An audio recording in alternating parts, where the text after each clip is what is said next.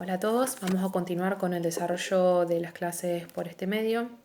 En esta oportunidad voy a contarles, desarrollar un poco lo que es la unidad 13 con unos temas que quedaron pendientes, ya que el autor Nicolás Maquiavelo ya fue desarrollado en otro video por el doctor Jorge Ripani. Ya saben que cualquier duda que tengan nos pueden consultar. Yo voy a contarles un poco de lo que fue el Renacimiento, las dos ciudades italianas más importantes que fueron Venecia y Florencia, y también voy a desarrollarles un poco lo que fue la Reforma Protestante y la Contrarreforma.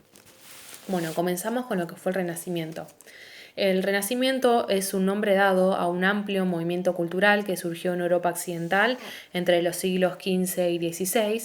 Entre sus principales exponentes se encuentran en el ámbito de las artes, aunque también se llevó a cabo una renovación en el ámbito de las ciencias, tanto naturales como humanas. La ciudad de Florencia, en Italia, fue el lugar de nacimiento y desarrollo de todo este movimiento que después se extendió a toda Europa. Y el Renacimiento marcó el inicio de la Edad Moderna. En cuanto a los antecedentes históricos de este movimiento, cabe remontarnos en la decadencia del mundo medieval ocurrida a lo largo del siglo XV por diversos factores, como el debilitamiento de la Iglesia Católica y todos los movimientos que surgieron en ese sentido y que dieron origen luego a la Reforma Protestante, el declive del Sacro Imperio Romano Germánico, también todas las crisis económicas derivadas del declive o de la crisis, valga la redundancia, del sistema feudal, también la decadencia de las artes y de las ciencias, entre otros factores. Surgió así una nueva visión del mundo más antropocéntrica, desligada del teocentrismo medieval y de la religión, que van a suponer una nueva forma de valorar al mundo. Aparece acá el término de lo que es el humanismo, inicialmente aplicado este término a especialistas en disciplinas como derecho, retórica, teología y arte, y que después se hizo extensivo a filósofos, científicos y artistas. Y cualquier estudioso de las diversas ramas de conocimiento que comenzaron entonces a aglutinarse en un proceso de cultura general. Italia fue el epicentro de esta cultura renacentista, donde el territorio estaba dividido en ciudades-estados con diferentes regímenes políticos, y todo esto propició el ascenso de una élite económica que patrocinó la cultura y el arte como elementos de propaganda del Estado. Y también es importante destacar que la educación se hizo más accesible, ya que dejó de estar circunscripta exclusivamente al clero. También se favoreció el debate intelectual con la creación de las universidades y el patrocinio de la literatura. Voy a comenzar a desarrollarles un poco las características importantes y el porqué de la importancia de estas dos ciudades que fueron Venecia y Florencia. Comenzamos por Venecia. Venecia, llamada la Serenísima República de Venecia, fue la ciudad marítima más importante de la Europa medieval. En cuanto a la historia de esta ciudad, cabe remontarnos al siglo V. Tras la caída del Imperio Romano de Occidente, los bárbaros del norte fueron saqueando distintos territorios de Roma. Entonces, la población veneciana intentó huir de esta situación y trató de encontrar refugio en lugares cercanos, y así es como se asentaron en islas situadas en las lagunas costeras al noroeste del litoral adriático. En ese lugar se construyó la República Veneciana, y este lugar, esta ciudad, es conocida por varios nombres. Uno de ellos es llamada también como la ciudad flotante, porque esto es debido al hecho de que esta ciudad está formada por 118 pequeñas islas, conectadas por diferentes canales y puertos. Sin embargo, los edificios de Venecia no fueron construidos directamente sobre las islas, sino sobre plataformas de madera apoyadas en estacas de madera clavadas directamente al suelo. La ubicación de Venecia en el medio del mar Mediterráneo le posibilitó un activo rol mercantil y fue la potencia marítima más importante de su época. En la Edad Media, Venecia dominaba las encrucijadas que unían las rutas de Europa y Asia. Venecia también se caracterizó por la estabilidad de sus instituciones, sobre todo en esa época que se caracterizaba por un gran desorden y donde las coaliciones eran constantes. En cuanto a sus instituciones, podemos mencionar el Gran Consejo, que desempeñaba funciones ejecutivas, legislativas y judiciales. También paralelamente a este existía un Senado, ante el cual rendían cuentas de sus funciones los embajadores, también determinaban impuestos, dirigían la política exterior y la policía militar. También había un Consejo de los 10, que era el eje central de esta política veneciana, donde se atenían los casos de traición y rebelión. Sin embargo, el cargo ejecutivo, uno de los cargos más importantes, le correspondía al dux, que era el jefe supremo del Estado. Dentro de sus funciones se encontraba entre otras como nombrar jueces y funcionarios, era el jefe del ejército, celebraba tratados y declaraba la guerra y la paz. Atribuciones que ha ido perdiendo con el paso de los años. Sin embargo, esta expansión que logró Venecia en esa época generó diversos odios en Italia y a finales del siglo XV Venecia comenzó a ser amenazada por peligrosas coaliciones. Otra de las ciudades más importantes, como yo les dije anteriormente, es Florencia, donde desde el siglo XIV al siglo XVI la ciudad vivió un extraordinario esplendor literario, científico y artístico, gracias no solo al desarrollo económico, sino también a la crisis del poder eclesiástico y de los valores socioculturales. Todo esto también debido a la desastrosa peste negra que había sacudido a Europa en esa época. En cuanto a los antecedentes de esta ciudad, cabe remontarnos al año 774, donde Florencia fue conquistada por Carlomagno y pasó a formar parte de su imperio. En el año 1115 la ciudad se liberó aprovechando las disputas motivadas por la sucesión de la condesa Matilde. Luego salió con Pisa, quien le proporcionaba los barcos que necesitaba para todo su desarrollo comercial, contra Siena, cuyas bancas disputaban a los florentinos la clientela de la Santa Sede. En el año 1218 entró en guerra contra Pisa por la hegemonía de la Toscana. En esa época Florencia era la primera ciudad de la Toscana, ya que Pisa había sido derrotada por Génova en el año 1284 y Siena ya comenzaba a declinar. Pero todos estos conflictos que sucedieron en esa época no impidieron que la ciudad se convirtiera en una de las ciudades más importantes y poderosas de Europa. En el año 1406, Florencia conquistó Pisa y se convirtió en una potencia marítima. La mayoría de los ricos comerciantes, para asegurar la salvación de sus almas, dedicaban gran parte de su fortuna a la construcción de capillas e incluso también iglesias. Transformaron sus casas y granjas en verdaderos palacios. Asimismo, el arte florentino se abrió al Renacimiento a principios del siglo XV, coincidiendo con la crisis que procedió al establecimiento del Principado de los Médicis. Los Médicis fueron una figura fundamental de Florencia, que ahora se los voy a pasar a desarrollar. La familia de los Médicis fue una familia de comerciantes y banqueros de Florencia que gobernaron la Toscana y ejercieron también una influencia política significante por toda Italia. El poderío inicial de esta familia surge de la banca de los Medici, que fue uno de los bancos más prósperos y respetados de Europa. Si bien el poder político inicialmente nació en Florencia, después se expandió por toda Italia y por todo el continente europeo. Hubo miembros muy destacados en esta familia, entre los que podemos mencionar 3 papas como León X, Clemente VII y León XI. También 2 reinas de Francia, que fueron Catalina de Medici y María de Medici.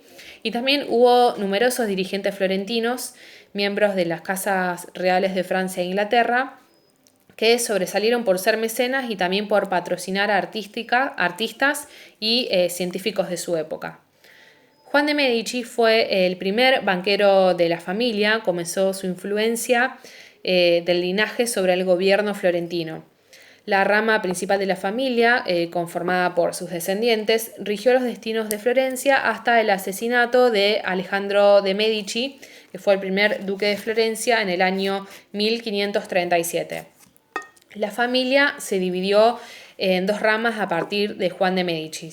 Primera, mientras que su hijo menor, Lorenzo, daba lugar a una rama secundaria, todo el poder en Florencia recaía en manos de la rama principal, que arranca con su hijo mayor, Cosme de Medici. Cosme instauró desde el año 1434 un poder dictatorial en Florencia que, si bien respetó la forma republicana de las instituciones y se mantuvo alejado de los cargos principales. Cosme duplicó la fortuna de la familia y la empleó para fomentar las artes y el pensamiento, haciendo de Florencia un gran foco de cultura renacentista. Su hijo Pedro I se limitó a conservar el poder y a emparentar con la familia aristocrática de los Orsini mediante el matrimonio de su hijo Lorenzo de Medici el Magnífico. Lorenzo Magnífico fue un típico príncipe renacentista, fue protector de escritores, sabios artistas y también fue impulsor de las primeras imprentas italianas. Su hijo, Pedro II, fue expulsado del poder por una revuelta instigada por Savonarola en el año 1494 y su alianza con Carlos VIII de Francia, sin embargo, no fue suficiente para recuperar la ciudad. Su hermano, Juan de Medici, recuperó el poder en 1512 gracias a la ayuda del Papa Julio II, de manera que Florencia quedó subordinada a Roma en los años siguientes. Esta familia se destacó por llevar a cabo significativos logros en el ámbito arquitectónico y también en el campo del arte, sobre todo de Florencia. Llevaron a cabo muchos logros, entre los que podemos mencionar la reconstrucción de la Basílica de San Lorenzo de Florencia. También patrocinaron artistas muy importantes como Leonardo da Vinci, Brunelleschi, y también encargaron finalizar la cúpula de María del Fiore, entre otros logros. Ahora voy a comentarles un poco lo que fue la Reforma Protestante y la Contrarreforma. La Reforma Protestante fue un movimiento religioso surgido en el siglo XVI en el ámbito de la Iglesia cristiana, que supuso el fin de la hegemonía de la Iglesia católica y también la instauración de distintas iglesias ligadas al protestantismo. Surgió a principios del siglo XVI, cuando Martín Lutero desafió a la autoridad del Papa.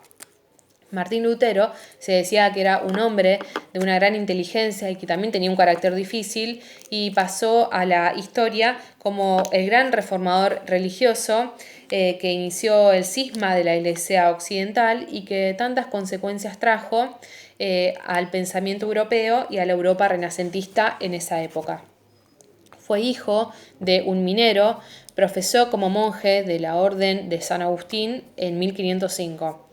A pesar de ser un hombre de una instrucción no muy amplia, fue profesor de ética y dialéctica en la Universidad de Wittenberg y demostró también estar dotado de una gran elocuencia que no tardó en conmover a todo el pueblo. Viajó a Roma en el año 1510 por orden de sus superiores para resolver algunos asuntos concernientes a su orden. Allí observó la relajación del clero y los abusos de la curia romana del Papa Julio II. Uno de los mayores cuestionamientos de Lutero en esa época fue el tema de las indulgencias, que también fue uno de los motivos por los cuales él se rebeló contra la Iglesia. Allí hubo un papa, que era el Papa León X, que lo que él buscaba era financiar la terminación de la construcción de la Basílica de San Pedro. Entonces ideó las indulgencias, ideó vender, las indulgencias, es decir, permitir que los fieles compraran el perdón de sus pecados a la Iglesia. Y esto fue uno de los mayores cuestiones que irritaron o que llevaron a Lutero a presentar su descontento o rebelarse ante la Iglesia. Entonces, como yo les decía, a causa de la predicación de la bula, a causa de los derechos de predicación de la bula de las indulgencias, Lutero se rebeló contra la Santa Sede.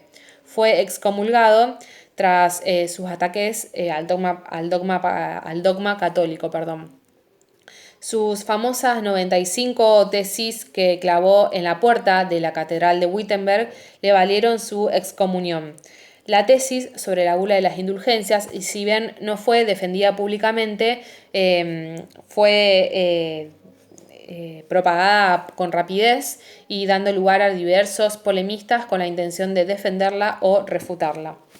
A raíz de toda esta situación, el Papa pidió al emperador Carlos V de Alemania que reprimiera las herejías de su súbdito y entonces el monarca primero quiso ir a Lutero antes de juzgarlo, entonces lo convocó la Dieta de Worms en el año 1521. Lutero compareció a esa dieta, pero sin embargo él se mantuvo muy firme en su postura, no se retractó, entonces se procedió a su arresto inmediato, se ordenó quemar todas sus obras y se prohibió que también las imprentas vendan, se prohibió que las imprentas toda relación con Lutero. Sin embargo, Federico de Sajonia quiso impedir que lo arrestaran y para ello le facilitó la fuga de Lutero hacia el castillo de Warburg, donde le dio asilo y sustento. Durante su encierro, Lutero se encargó de traducir la Biblia al alemán y también lanzó una infinidad de folletos polémicos que se difundieron rápidamente. Finalmente Lutero murió en el año 1546, pero es importante destacar que él pasó a la historia como la cabeza de un movimiento de protesta que rápidamente se extendió por diversos países de Europa central. Para Lutero, que me olvidé de decirles anteriormente, la justificación por medio de la fe es el principio fundamental de toda su reforma religiosa. Él decía que basta la fe en la verdad del mensaje de Cristo para alcanzar la plena salvación. O sea, basta la verdad del mensaje de Cristo para alcanzar la plena salvación. Él consideraba que Dios predestinaba de manera infalible a los hombres para la salvación o la condena y que la única libertad posible para el hombre es la sujeción a Dios. Estos eran sus postulados más importantes. Hubo varios personajes, aparte de Lutero, muy importantes que se destacaron en este proceso de la Reforma. Bueno, como les decía, hubo otros personajes muy importantes de todo este proceso que fue la Reforma Protestante, principalmente tres. Uno de ellos fue Ulrico Zwinglio, que fue el líder de la Reforma Protestante suiza y el fundador de la Iglesia Reformada Suiza. Él, al estudiar la Biblia desde el punto de vista humanista, llegó de manera independiente a conclusiones muy parecidas a las de Lutero, y ambas teologías, la suya y la de Lutero, coinciden en muchos aspectos básicos, pero se podría decir que la de Zwinglio es mucho más radical en varios aspectos, como en el tema de la Eucaristía, ya que rechaza la presencia real de Cristo en la comunión. Otro de las personas muy importantes fue Philip Melanchthon, que él sostenía la existencia de un derecho natural que surgía de las Sagradas Escrituras y que la autoridad la autoridad civil era el resultado de ese derecho natural. Él decía que el Estado es una institución divina porque su origen proviene de Dios y que los fines del Estado eran proteger la verdadera religión persiguiendo precisamente los cultos falsos. Él decía también que el derecho de resistencia a la opresión es admitido cuando los gobernantes se convierten en tiranos o cuando los súbditos protestantes deben someterse a los príncipes católicos. En cuanto al tercer personaje importante de la Reforma, no podemos dejar de mencionar a Juan Calvino. Él concebía al universo como dependiente de la voluntad de Dios y al hombre decía que estaba condenado al pecado original, pero aceptaba que Dios predestinaba a algunos para la salvación eterna. Él sostuvo que la palabra de Dios se revelaba en las Sagradas Escrituras, pero él decía que la interpretación individual no existía. También no aceptaba el poder papal, el culto a los santos y de la Virgen, ni las creencias en el purgatorio. Solo admitía el bautismo, las Eucaristías y las celebraciones religiosas como Navidad y Pascua. Esto fue un poco resumidamente lo que fue este movimiento de la Reforma Protestante, y la contracara de la Reforma Protestante fue la Reforma Católica o la Contrarreforma, que fue precisamente la respuesta a esta Reforma Protestante de Martín Lutero y que tanto había debilitado a la Iglesia en esa época. Uno de los objetos principales de esta contrarreforma fue la de purificar la organización de la Iglesia sin afectar la intangibilidad del dogma. Se esforzó sobre todo en 4 temas principales: en la doctrina, en la reestructuración eclesiástica, en la modificación de las órdenes religiosas, en la vigilancia de movimientos espirituales, entre otros objetivos. Hubo papas que influyeron significativamente en que se llevara a cabo esta contrarreforma y fueron Pablo III, Pablo IV, Pío V y Sixto V.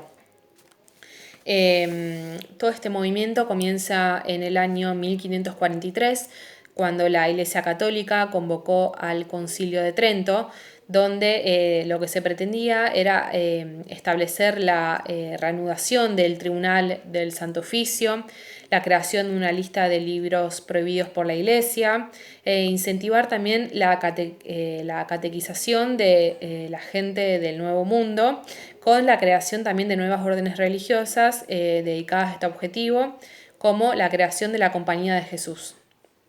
El Concilio de Trento entonces fue una reunión de todas las autoridades de la Iglesia Católica en respuesta a la Reforma Protestante llevada a cabo por Martín Lutero en el año 1517, la cual había dejado a una Europa cristianizada, dividida entre los cristianos católicos y los cristianos protestantes.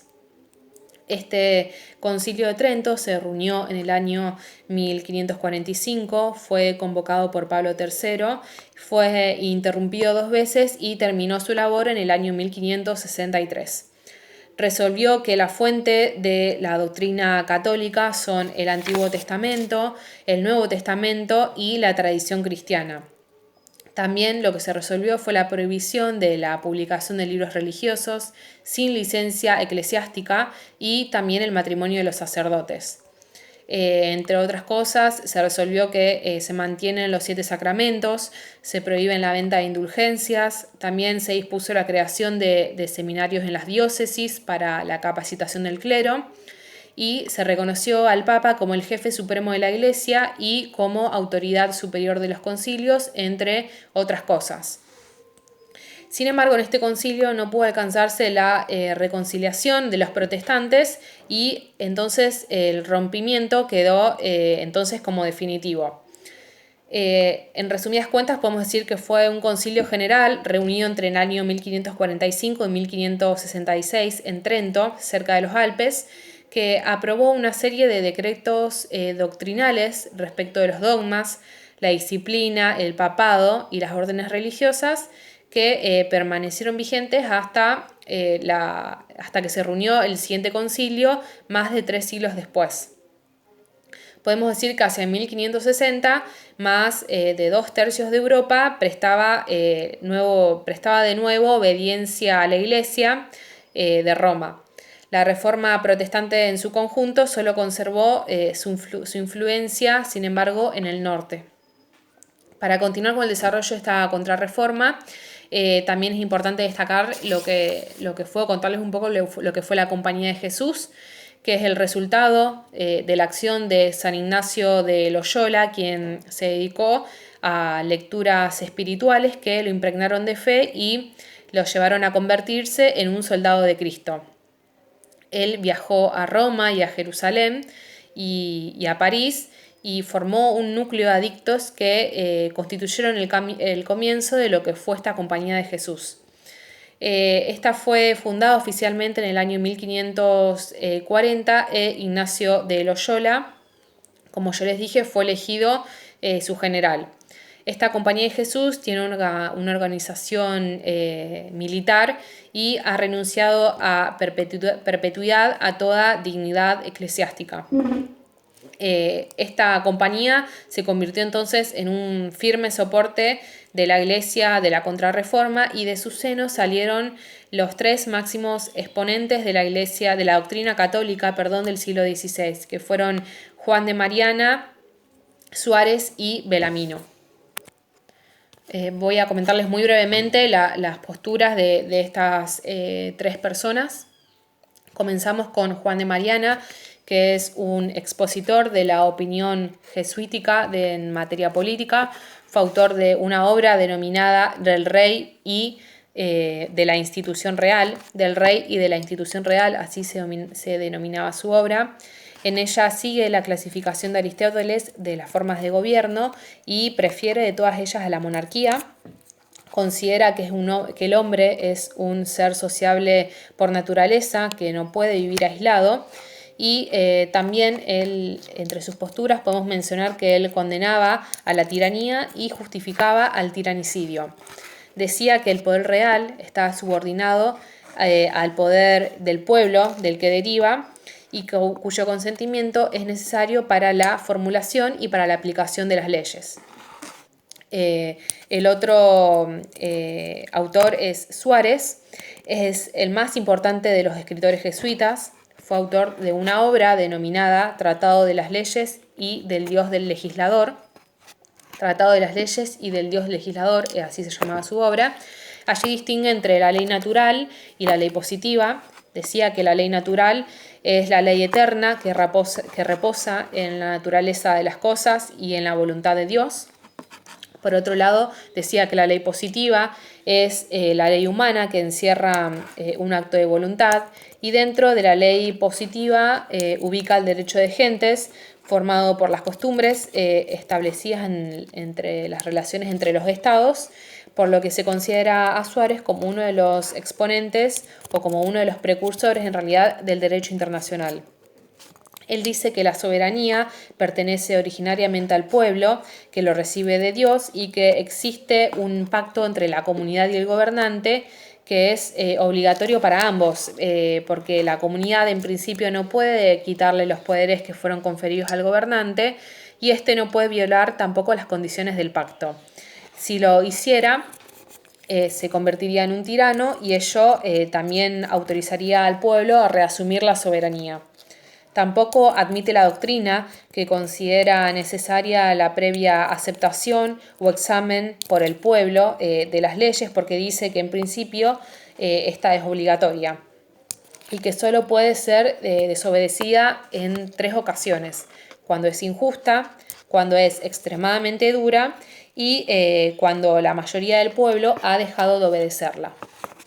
Como pueden ver, las posturas de este autor son muy importantes. Y por último tenemos a Belamino, que es un jesuita italiano cuya obra más destacada fue de la potestad del Papa en los asuntos temporales. Él en esta obra sostiene que la monarquía es la mejor forma de gobierno, pero entiende que tiene que tener algún freno para evitar que el rey se incline por la tiranía mediante la existencia de ciertos organismos que representen la voluntad del pueblo. Él hace hincapié en que el pueblo recibe la suprema autoridad política, de la cual participan todos los gobernantes por medio de una delegación. Finalmente, Él estudia a los dos entes, el Estado y la Iglesia, dice que son distintos, pero que la autoridad del Papa es superior y que puede destruir a la del monarca. Pero también a su vez discute la autoridad temporal de la Iglesia. Sin embargo, esta teoría desagradó al Papa Sixto V, por lo que Bellarmino en todos sus escritos posteriores se inclinó por el poder temporal del Papa. Así que bueno, con esto ya damos por finalizada lo que es la unidad 13 y cualquier duda que tengan nos preguntan.